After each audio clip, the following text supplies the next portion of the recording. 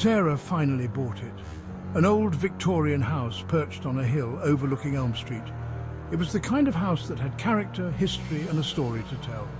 She had always dreamed of owning a place like this, a sanctuary away from the hustle and bustle of city life. It was a steal, almost too good to be true. The paint was peeling, the floorboards creaked, and the windows rattled with every gust of wind. But Sarah didn't mind. She saw beyond the surface floors. But Sarah saw potential, not problems. This was her dream, her escape from cramped apartments and noisy neighbours. She envisioned cozy nights by the fireplace and sunny mornings in the garden. This is it, my dream home. She felt a sense of accomplishment and pride as she stood in front of her new house. She spent weeks fixing it up, her excitement growing with each passing day. She painted the walls, repaired the floors, and even planted flowers in the garden. The house was slowly transforming into the home she had always wanted. But as the house came back to life, a strange feeling crept in.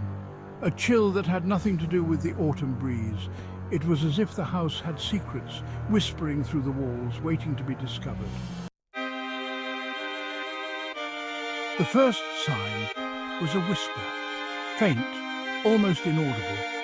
Sarah dismissed it as the wind whistling through the old windows. Then came the shadows, flickering at the edge of her vision, always there, then gone when she turned to face them. It's just the house settling. Sleep became difficult. Every creak of the floorboards, every rustle of leaves outside her window sent shivers down her spine. It's just the house settling, she told herself, her voice trembling slightly. One quiet afternoon, while cleaning the dusty corners of her old house, Sarah stumbled upon a loose floorboard in the attic. She had lived in the house for years, but had never noticed it before. Curiosity piqued, she grabbed a nearby tool and pried it open, her heart pounding with anticipation. Underneath the floorboard, she found a small wooden box, its surface etched with strange, intricate symbols that seemed almost alive. The symbols seemed to writhe and twist as she stared at them, as if they were trying to communicate some ancient secret. And then the whispers began. They grew louder, swirling around her, filling the attic with an eerie, otherworldly sound. What is this? Sarah whispered to herself, her voice trembling with a mix of fear and curiosity. Fear tightened its grip on Sarah's throat, but she couldn't tear her eyes away from the box. An unsettling curiosity pushed her forward. She had to know what was hidden in the attic, what secrets the box held, and why it had been concealed for so long. As Sarah lifted the heavy attic door, a musty smell wafted out like something long forgotten.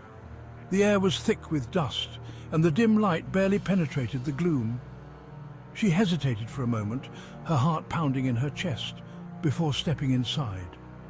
The whispers intensified, becoming a chorus of voices. They seemed to come from every corner, echoing off the walls and filling the space with an eerie resonance. And then she saw it. A figure shrouded in shadows, standing at the far end of the attic.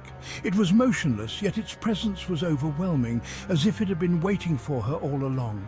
Its eyes glowed with an eerie light, piercing through the darkness. They seemed to follow her every move, watching her intently.